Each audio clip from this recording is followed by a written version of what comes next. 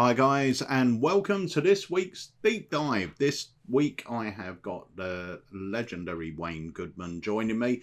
Those of you that watch our Alakazam lives or the live launches will obviously know Wayne. Wayne is a performer, he's a creator, and he's an all-round nice guy. But before we get into the interview, if you haven't done so before, please hit that subscribe button and the notification bell, and you'll be notified every single time we go live on Facebook or YouTube. Actually, no, you won't. Just YouTube on that. But if you want to follow us on Facebook, pop over to Facebook and follow us on there as well, because we go live every Tuesday afternoon at 2 o'clock with a live show where we talk about products and talk about magic in general. So make sure you do that. And also, if you haven't done so already, download the Alakazam app, because we have got shows planned that are going to be streamed exclusively to the app, including... we're thinking about it, but maybe special mid-month product launches, which may be exclusive to the app. We haven't decided yet. But go check that out, download the app. But without further ado, let's introduce our guest for today, the legendary Mr. Wayne Goodman. Mr. Goodman! Hello. Hello, how are we? I'm in my casuals today. You are. You're at home. I am. And everyone will be used to that backdrop now, because that's where you are when we do the lives. I was about to say, anybody who's seen me before will see it, and I still get messages. People ask me if it's a green screen, because on the other camera it's a bit closer, and they go, "Is that a green screen?" But no, my daughter and her friend stuck all these up, hundreds of stars, about 3 years ago. We have replaced some of them because they do peel off. But yeah, she did all those, and yeah. So it looks a lot nicer than the plain background. Well, let's talk about this for a moment, because I've known you for a lot of years. I don't know when we first met. I don't know if that was my first trip to the House of Illusion, or whether I think we knew each other before. We knew each other before. We met at Blackpool and things like that, but I don't think it was a professional relationship. It was like there's somebody that, oh, this is the guy from Spain. Oh, this is the guy with the magic shop. You know, it wasn't anything more than that. And then when you came out to Spain, that was when we first probably had a drink and had a chat. And you came to the show, and I got Harry up. And then that year as well, we had breakfast at 4 o'clock in the morning in the Monte Carlo in Vegas with Spellman. Yeah, because you were over there for my invention, the first one. Well, that must have been like 15, 16 years ago. More. I think we're going back almost 20 years now. I think we're going back to about 2003, 2004. Wow. So yeah, I would say 19, 20 years ago, properly. Yeah. Wow. Yeah. You say it like that, and you go. Yeah. But we sort of. Started working together a lot more at the beginning of lockdown. Yes. And I'm not really sure how that came about. I think you might have been on the chat one day or something when I was doing a live show. I think it was during the lives or something, and there was you could dial in on the Zoom, so I did. And I just said hello and stuff. And I mean, we released Look Sharp 2007. So there was a grounding of a friendship and relationship all the way back there. And obviously I've been down to the shop a few times. And then it was the beginning of the lockdown. I believe, from what I'm told, Harry said we should get Wayne on because he's very funny and gets the crowd going. That's what Harry told me. Yeah, hindsight's a great thing, isn't it? But no, since then, you know, you've been a great help with Alakazam. You're my co-host on the weekly live show. You sort of headed up the Amazing Magic range, so you know you're on all the tutorials for those. You're actually actively doing the Alakazam dealer dems, so if Magic Clubs book a dealer dem, you're on the road doing those. So you're a solid part of the team, and you know you're on the live chat. You sort of manage the live chat, even though we all dip in and out. You're the one that's there 90% of the time. So yeah, you are sort of a obviously a member of the Alakazam team now, so everyone's got to know you. But more than that, what people mostly don't know is you have been creating magic for years. Like you said, Look Sharp Yeah. I don't think that was your first release, but it was your first release through us. And that was, do you remember what year that was? We released I Look think it Sharp? was 2007. I think Right, it was late, okay. very late 2007. I came back from Spain and I released Trip with Magic Box, Lord of the Bling, and then I came to you with Look Sharp, and then I think we might have done the deal in 2007. It was released early 2008, but I always remember it being 2007. So I might have been early 2000, released late 2007. But yeah. And then around about that time. About 15 years later, we re-released it, or about 12 years later, re-released it a couple of years back with the anniversary edition as well, which was a great idea by Richard Furzer. Yeah. And it's a brilliant trick. It's a brilliant trick. It's still one of the strongest card reveals. Yeah, there it is. That's the original, isn't it, with a DVD? That is the original, yeah. So back in the day when we first released it, it came in this little sleeve with a DVD, and it came with just 2 gimmicks, which, to be fair, were made on bicycle stock. They were really good. They were beautifully printed. And in the dealer dem, I still use my original one because I've looked after it. I've used an original one. I used one for performing with, and then I always kept one, which is one I used. These are ones that I was given, so that's actually not a gimmick card. That's just a normal card because you're not going to see the back of it, and that's the gimmick one there. But now you get a whole pack of them, which is just great because they make a great souvenir. Yeah, I always get people say, "Oh, can I keep it?" And, yeah, go on, you can have that.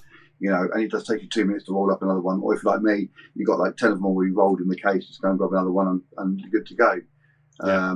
But yeah, it's one of my favourite effects, and one that I'm very, very proud of. And it's so strong and powerful, and nobody sees it coming. I like my jokes. I like a good gag that you don't see the punchline coming, and would look sharp. You don't see, oh, it's going to end up in his wallet. Oh, it's going to do this or do that, and then also it's in their hand. They've been holding it the whole time. Is a really powerful moment.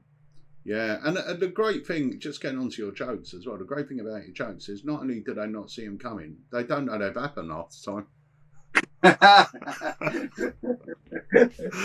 Well, I could mention the joke you told last week down at the shop, but I won't. That one, that was a real hay bale moment. Although I can't remember it. You're gonna have to. You have to remind me. The Batman. Oh, I'm not going to do the Batman joke here, but if you ever see me live, ask me about the Batman joke. Yeah, let's do that. If you ever see me live, ask me about the Batman joke. It's better in person anyway.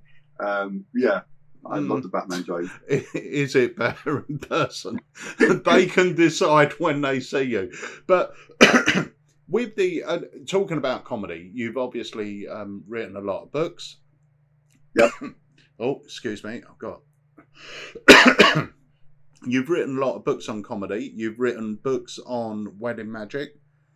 Yes. Books on heckle stoppers, performance. Well, yeah. So there was the restaurant book and the wedding book, which are very different but very similar. It's designed to teach you how to get work in restaurants or how to get work in the wedding industry, what to do, what not to do, how to approach, how to get the booking, and then what to do when you're at the booking and what not to do when you're at the booking. Yeah. And the wedding book as well. So it's very much, the wedding book was the first book I wrote that had tricks in it as well, because I had specific tricks for weddings that I only do at weddings, so I included those in the book as well. Yeah. So those were those two. Then I did Plan, Prepare, Perform, which was going to be called Back in Your Box, which is a book about dealing with hecklers. But a friend of mine said Back in Your Box is too aggressive because it's not that kind of book, and said it'd be better to call it something. We went with Plan, Prepare, Perform. That didn't really work. No one really knew what it was about. So I completely rewrote most of the book. I did a rewrite, rechanged it, added a few extra chapters, and rebranded it as Parabellum, which is a Latin word which means if you want peace, prepare for war. And Parabellum's done great since the name change. And but it's not a book of put downs and heckler stoppers. There is one chapter, but I very quickly realised that if you want heckle lines, you can go online and do a Google search. You'll get millions of them. Yeah. Most of them aren't great. So what Parabellum is actually a psychological analysis of why people heckle, and then the appropriate way to deal with it in the most professional way. It's not about belittling them or completely stopping your show to have a go at somebody. It's about dealing with them in a professional way, maintaining control and respect of the audience, and then moving on. And so I go through everything from kid hecklers, women hecklers, drunk hecklers, double deckers, which is when you get two different people heckling at different sides, group heckles, interactions, interruptions, everything. It's all broken down, very easy to read, and put your mind at ease that if something does happen, you're going to be forewarned is forearmed. If you know something might happen and you can deal with it. And then, then there was Go Compare, which was about how to be a compare. And Maxim's Primer, which is one that I'm very, very proud of, which is a theory book about showmanship and presentation and performance, which is just a beautiful book. Yeah, I mean, people will know you for various guises, really. I mean, what they might not realise is you are an all-round entertainer. So you make your living doing kid shows, you make your living doing close-up magic, you make your living doing stage magic. Literally anything that's on offer, you can do it, and you've got a show for it. It's not that you just rock up and I didn't know that. Yeah, when I was in Spain, I did probably about 5,000-6,000 hypnosis shows, including once a week. I'd do a huge show for 2,500 people in a huge theatre on a Monday night. The hypnosis show was it was a big part of me in Spain. I don't really do it. I used to do it in the UK, but there's a lot of competition with that around, especially in the colleges and stuff, and it just wasn't worth it. So I kind of dropped that. Yeah, I think if you want to, I know there are some people who will go, "Oh, I don't work with kids. I don't do kids magic." That's and then there's kids magicians who go, "I don't do close up because I don't." But I've learned so much from watching kids magicians and doing kids magic that's helped me in my close up on my stage, and likewise I've learned so much in my stage show that's helped me with close, things like line of sight when I'm doing close up. I'm very aware of my angles and things, because when you're on stage, you're not there, you're there. That's the view. When you're close up, the view is here. People are here and they're watching you. But when you're on stage, it's almost like half a circle, 180 degrees. So I've learned, and dealing with children and the control that you have to maintain the kid show has helped when I'm on stage. And even likewise, if I'm doing like a holiday park and some kids are being a bit rowdy, I can control them in a way that I know works in my kids show, that isn't going to stop the rest of the show. It isn't going to stop the adults enjoying it. You're able to blend it. It all kind of blends together. So when people ask me what kind of magician I am, I'm just a general magician. I do, if you want a mentalist show, I can do a serious mentalist show. If you want a comedy show, I can do a comedy show. And I think it's important that, you need to be able to diversify, and, if you give the customer what they want, as opposed to, "Oh, I'm sorry, I don't do that." I can do that. I've made that happen. Yeah. Yeah. And it's, I was going to say, it's sort of interesting as well, because you, like we said, you do all sorts of magic, and, you had your residencies and everything else. But the other thing that, as a performer who does close up, is the ease in which you try new material. For me, it was very hard for me to break new material in. The only time I really did it was when I had a residency. And that was sort of forced upon me a bit by the waiters and the boss, because for some reason, they're under the impression you're there to entertain them. So every week they want you to do new tricks. And they don't want you to. It's a bit like the holiday parks. Some of the holiday parks you work at, they'll say, with the cabaret shows, they'll say, "Oh no, we don't want him. We've seen him." Yeah. You know, whereas they're forgetting that there's 300, 500 holidaymakers who haven't seen me, but it's the owners going, yeah, we've seen him. And it's the same with the restaurants. Like the managers now, oh yeah, guys, show us something new. Okay, you know, you've got to keep, because they're the ones paying your wages. You've got to kind of keep them sweet, and show that you are doing something. And it's a bit of a hypocrisy because you don't turn around and go, oh, what's new on the menu? The menu hasn't changed in 30 years since their parents owned the restaurant or whatever. And they go, but you can't say that because, you just can't.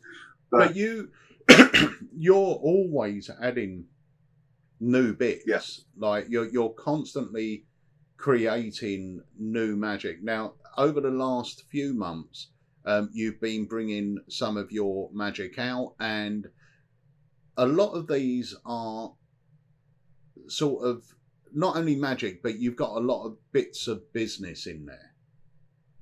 You know, so like one of them, we're going to talk about two products in particular today. One of those products is sort of a reveal and bits of business. The other one is a full-blown effect as such. Yeah.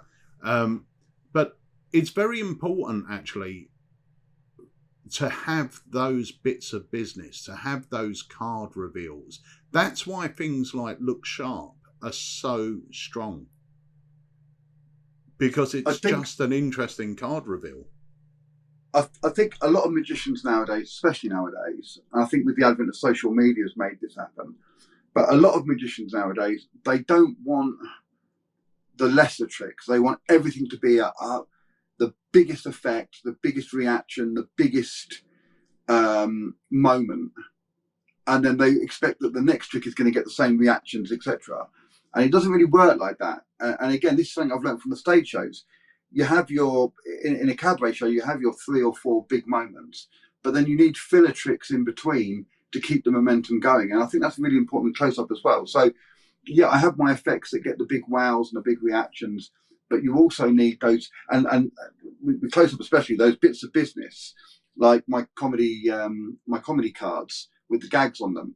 Well, in fact, I use this one in my wallet. This is my working wallet, and I've got one of my reveals for Craig Petty's Gossip is there, the Tom Cruise picture. Now I use that all the time, and if I'm doing my card to pocket and I bring out the wallet, and the first thing I say is I'll name any famous person living or dead, and they say whoever, and I go, oh, there they are, 3 months old.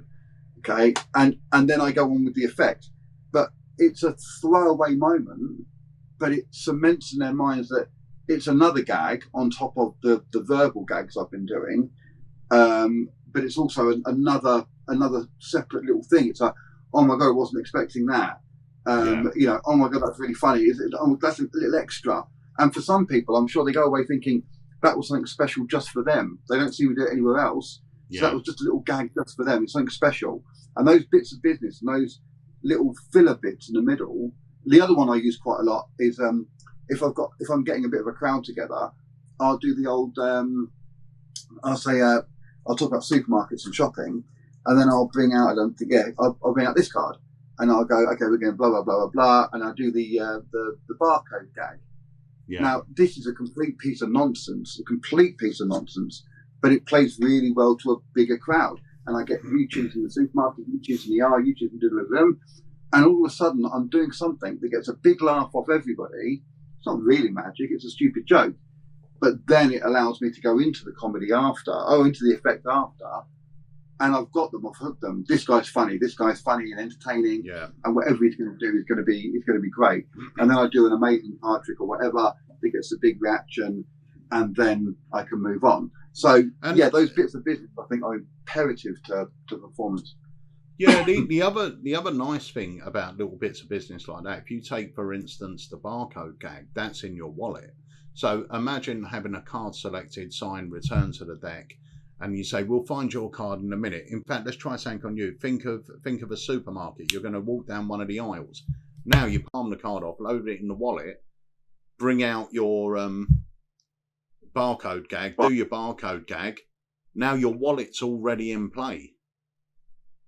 So there's no sort of correlation between your hand going in your pocket after you've shuffled the deck, pulled the wallet out. Now there's that beautiful built-in time delay, and the gag will throw them off. It's those little bits of business are not only perfect little bits of magic or bits of fun that are happening, but they're also great as little bits of misdirection and time delay if you build them in the right positions. You build them and place them in the right moments. And I know, we both, a good friend of both of ours, Etienne Pradier, if you watch him perform at tables, he might perform 4 great effects, but there's mostly about 15 pieces of magic going on. The wine glass will break and then he'll restore it. This will happen, that will happen. There's always something happening, even though there might only be 4 effects. You only have to look at Tom Mullica. You would watch a 40 minutes Tom Mullica performance and there's 2 effects in there, but you never stop laughing. But it's rammed full of I carry a load of gags on me. I've got like I've got the little grater, I've got the little boomerang, I've got a little tiny Finding Nemo, and I got, look what I found. I don't know if it's on here because I had it the other day, but I have a very, very small little model of Darth Vader, and I say, don't let the kids near that, it's a choking hazard. Right, now a lot of people don't get that because Darth Vader chokes everybody, but when I do it, it gets a laugh, and I have all these things on me, and they don't take up any space. I can do a little tiny boomerang. I threw that away the other day, put it back in the wallet, but it's those moments that really get credited. It's like, oh my god, it was so funny. You had this little tiny boomerang. I've never seen anything like it before in my life. And you get with all this. Oh my god, it was amazing. But it's better than just sterile, pick a card, it's on the top, put it in the middle, back on the top again. Very clever, but not a great performance. You add in the gags and the humour. It's very similar to it. If you look back to the old things like Fawlty Towers and all those kind of, Hello Hello and all those kind of programs, you've got a 30-minute program that maybe has 5 strong gags in it, 5 strong comedy moments in the whole episode, if that. But you're laughing the whole way through the show. Yeah. Because the setup for those things that are happening, you can my favourite bit from Only Fools and Horses. I think it's the funniest gag ever put on TV, and I'm much more of like a Blackadder person, and I love Blackadder. But for me, the funniest moment on TV was that scene in Only Fools and Horses where he's leaning on the bar, and so Tommy talks to him. He turns away, and as he turns away, the barmaid comes out and opens the catch, and as he goes back to lean on the thing, he falls off screen. Now, that is comedy gold and just so funny, and that's a great gag.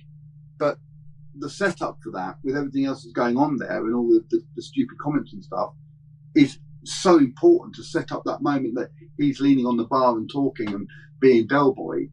You need all that stuff. But it's that filler that gets you to there is what makes it important. Yeah, if he just walked 100%. Into the bar. If he had just walked in and just did that, it wouldn't have been funny at all. Yeah. But it's that setting up to it. Yeah. And that's what we need in the magic. We need those moments of the little, like the breaking the. I do the breaking the glass. I love the breaking the glass gag.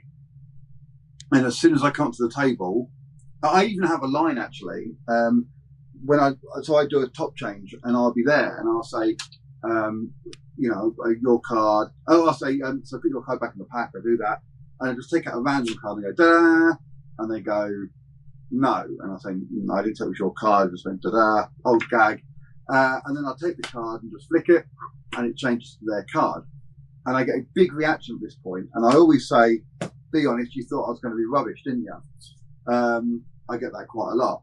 And that little throwaway gag, it completely, I can't think of the word, enamors me with the audience. Yeah. They really they're like, he's really good, and he's funny with it as well, and he's amazing. What he just did there was amazing, and so I get all this like kudos, I suppose, from the crowd because I've warmed to them. They're, let's be honest with you, I'm a strange bloke walking up to them while they're having fun in a restaurant or a wedding or whatever. They don't know who I am. I've just walked up bold as brass and interrupted them.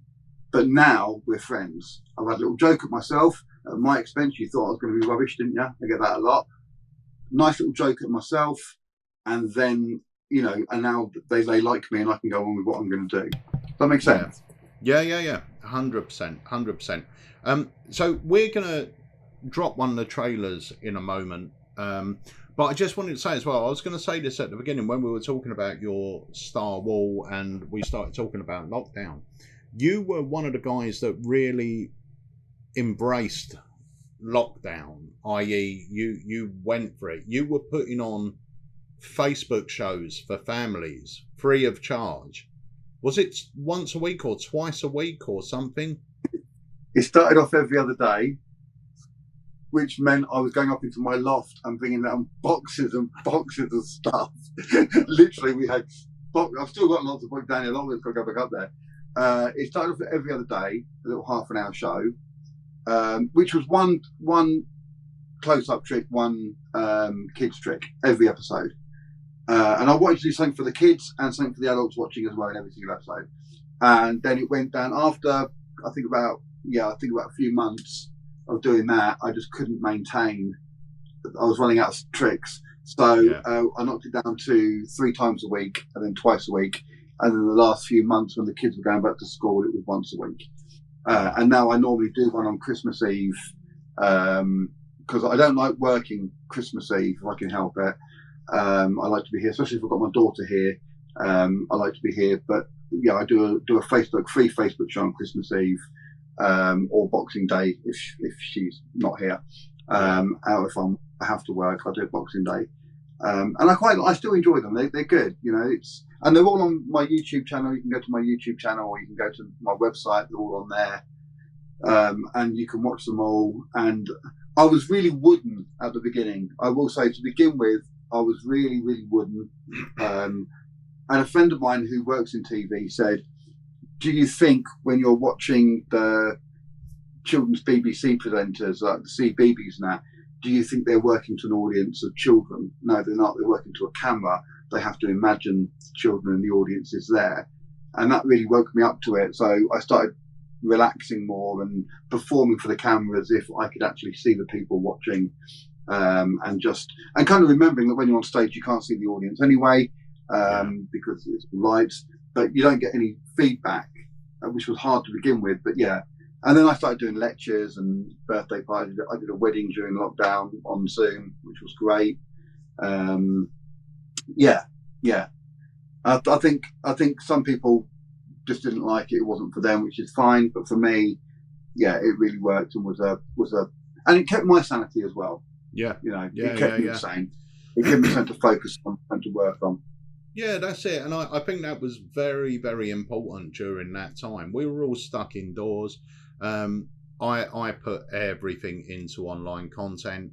For work, we were doing the lives, we were doing more academies. Even in our personal life, we were doing online quizzes once or twice a week for family and friends when they would all dial in, and it was great. And it was surprising because there was so little going on, how much those quizzes, those moments of getting together, whether it was on Zoom, whether it was, on a chat or something like that, how much they meant to people. And even to us, we loved it. It was, we loved doing it. It was a chance to sort of interact with people that we didn't have. And you've done it very, very well. Did I ever tell you about my quiz? No. I think I did it twice or 3 times. So I set up my sound equipment outside my front door, and I printed off a letter to all my neighbours and said if anybody wants to join in with a quiz. And then when they used to do the clapping at 8 o'clock on a Thursday, so at 8:30, I set up all my stuff outside and I did a quiz for my street with my speaker and my microphone. I wrote a quiz.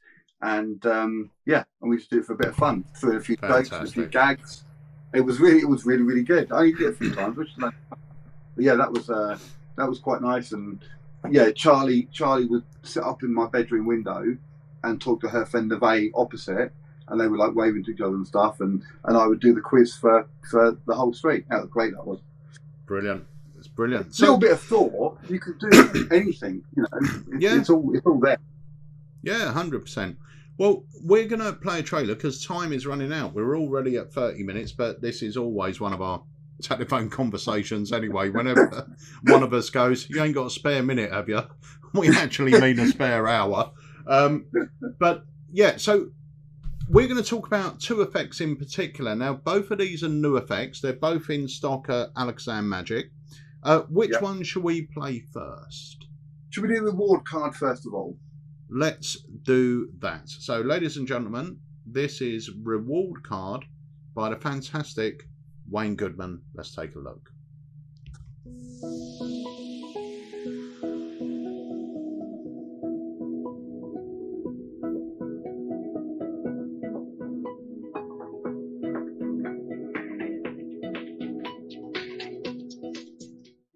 Hi, Alan. I want to show you what you can check out there. There we go. Like a handshake. I've been doing this thing. I don't know. You've probably seen these before. Have you seen these reward cards that you can get? This is a special one. And what you do is you sign up online for it, and then when you shop in specific shops and stuff, they send you, they give you points. And if you spend enough and you make up enough points, they send you these cards with a post. Now, I don't know how long they're going to send the cards for. They'll probably go online at some point. But you get to these cards, and on these are different prizes. Okay? And the idea is you get to choose one of these prizes. And then the way you choose your prizes, you eliminate them down to one. And then say, so here we've got a smartwatch. Oh, that's a nice one. It could be an Android or an iPhone, one we get to choose. A luxury meal for two. Very, very nice. Some shoes. Okay, normally this would be like a voucher you can go and spend. It's not that pair of shoes, you can go and choose your own. A wine tasting experience. Very, very nice. Or a voucher for iTunes. And that's only like £100 or €100. Give them a good mix up for me. The way this works is really easy. You choose one of these cards, and then you go onto the website and say you choose the voucher. Then you type in voucher, and then once you've typed in voucher, a little box opens, and if that says voucher, you win the voucher. Right. Okay, so you've got to choose one and then match it. And if you don't match, then you have to wait another month and try again if you spend enough points. We're just going to give these, so we've got 5 cards here. And what I would like you to do is give me a number between 1 and 5. 3, okay. Now the way this works, I'll do the first one, then you can carry on. The way this works is you're going to take the top card and move to the bottom. That's number 1.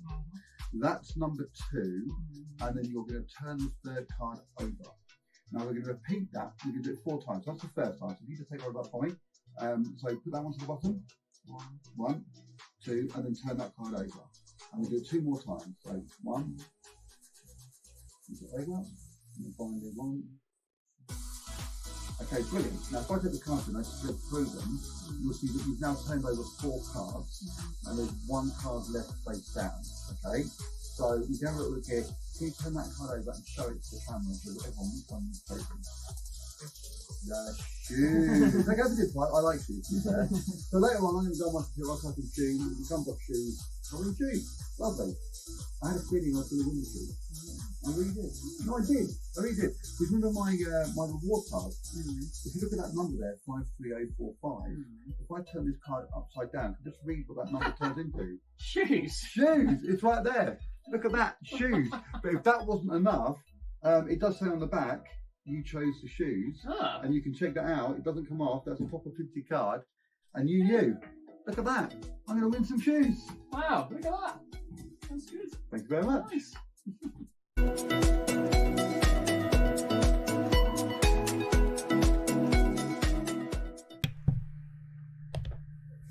So that's a reward card. Now it's a great little packet trick. Great little packet trick. Do you know, when I first started doing it, I was worried it wasn't going to get big reactions and stuff. And it's one of those ones. It's just a nice trick when you're sat with people. I'm going to show you something, and I bring it out. Everyone recognises it, even though I've made this. When I say, "Oh, this is one of those reward cards you get from stores," I've had people go, "I've got one of them," like, and literally point to it and go, "I've got one of them." Now I made this myself. They haven't got one of these unless they've bought it off the website. but they haven't. But they kind of go, oh yeah, I've got one of these. Yeah, these are great. Yeah, you get some really good prizes. And when I go through them sometimes, well, I've had one person go, oh, you could have won a smartwatch. I could have won the smartwatch. And they go, I did win a smartwatch on one of these things. It was great. And then, oh look, I've got it here. It's a Samsung one. And so they are recognisable, even though it's not. This one isn't a real one. And it's just and it's got a nice little reveal at the end. What I really like about it is there's no look how clever I am in this trick. There's no I'm gonna pick a card and I'm gonna find it. You know, look how clever it's a nice thing where we go through it together, and at the end it's predicted, it's revealed, and you can play it how you like. I quite like playing it on a very laid back kind of a way, as in, oh, let's see what I'm going to win. I'm going to win the prize, blah blah blah, and then it's just. But yeah, it does get great reactions, and people really like it. Yeah, it's not a trick where they're going to scream and run around the room going, "Oh my god, that's amazing!" But they are going to go. I've had lots of people say, "Wow, how did that happen? I mixed them up. I chose a number. How is there any possible way?" I also like to play down the bit there where I show the reveal, and I say, "Oh, it says shoes." And I turn it over, and it says shoes, and then I kind of play it like that's it, and they go, "Oh yeah, that's really," and they react. They go, "Oh my god, that's amazing! I didn't see that." And they go, "Oh yeah, but that's a bit subtle. You might have missed that," which is why on the other side it says you chose the shoes, and you get a really nice, "Oh my goodness, I wasn't expecting that" moment, which is for me is really really strong, and that's my favourite bit. Yeah, no, it's great. It's a great little trick, and it's one of those ones that you know is just going to get a good reaction. It's a nice little prediction trick. It's a nice little thing just to shove in between as well. So let's take a look at the next one. So this is not a trick. This is a series of comedy reveals. But once again, like I said at the beginning, we both said it, reveals are very important, making your reveals entertaining. If you do a show where it's pick a card, here it is, pick a card, here it is, pick a card, here it is, you need to add entertainment value into those reveals. And this little card that you keep in your wallet does just that. So let's take a look at that now. This is insurance card, but this is the second one. This is brand new. This is no claims bonus. Okay, beautiful. I see what you did there. Right, here we go.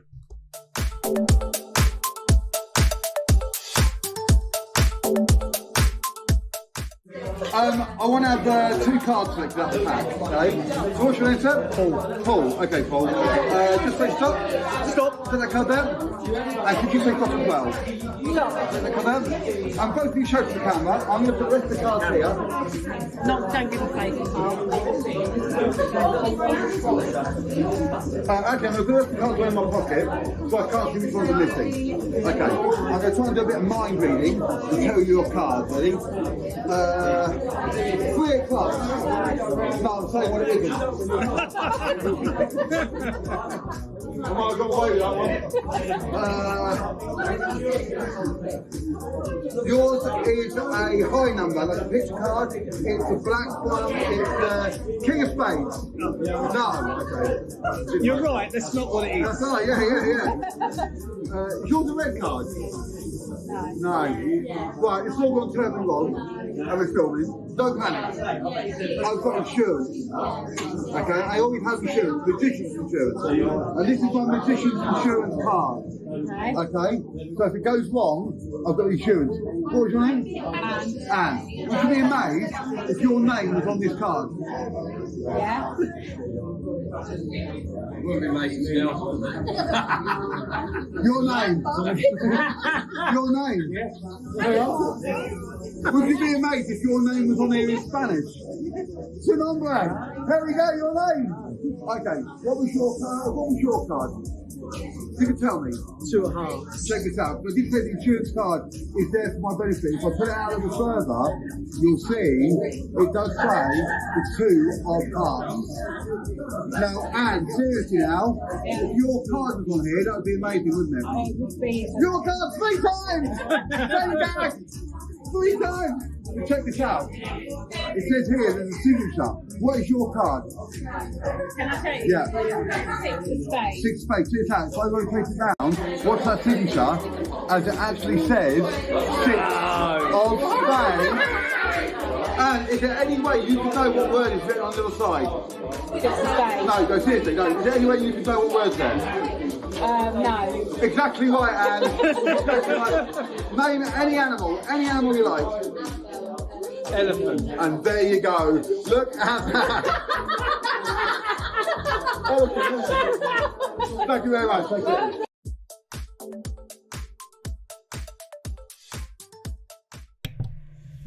Once again, just loads of fun. Yeah.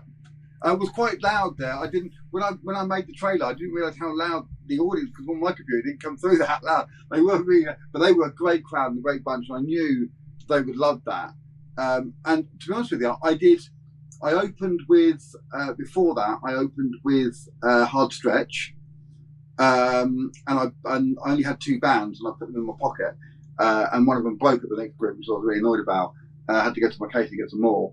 But I opened with Hard Stretch, and then I did that because the ladies had come over to join us. So I did that for the group, and then I finished with Knock 'em Dead. So it's not like, I was doing like 20 tricks for them. I did 3 routines, and that was my middle piece, and that was enough. Yeah. That was a good selection of gags. I found the cards, so there was some good magic in there as well. But I also got all the gags in there as well. What isn't seen on the camera is when I finished, the guy was like, "Let me see that picture of the elephant." And it's sort of like, don't take the mick out of my drawing. I did really good work on that. But it was, it really caught them and got them in, and they were involved. And look, 2 people picking cards. I know I used the same lady for the no gag, but you've got another person there for the no gag. You've got somebody there for the animal gag. There's bit book reveals on there as well. So, or you digital force bag or bit book. I designed it for the bit book, but you've got other things. So you can easily get 5-6 people involved. Yeah. In a group with just one small bit of plastic. You know, and on there you've got so much. I love the fact that your name in Spanish and your card, so they're all on the same side there. It's the same gag, and I even see it on the video 3 times the same gag. What's really lovely is because you bring it out of your wallet. So I advise to bring it out of the wallet like this as you show it.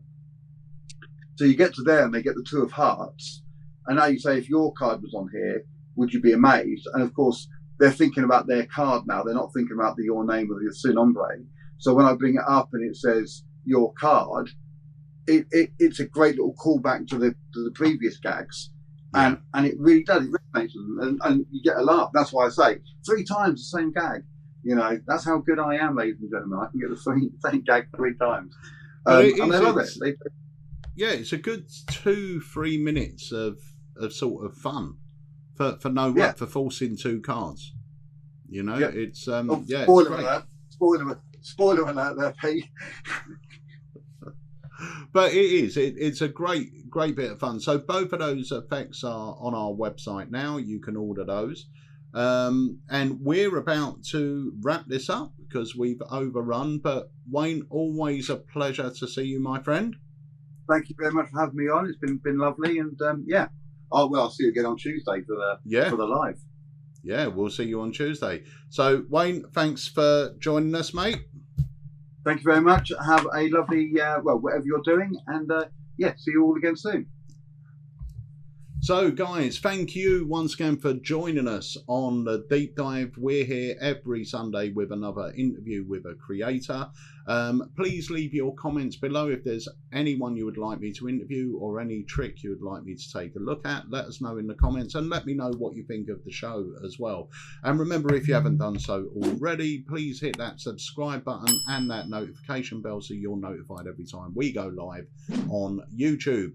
And if you do use socials, follow us on Instagram, TikTok and Facebook. Harry puts up daily videos as well of magic tricks and new effects that come in the store. So I'm Peter Nardi. Until Tuesday, hopefully we'll see you on the live Tuesday. If we don't, have yourselves a great week, and I'll see you next week right here on the deep dive. See you then.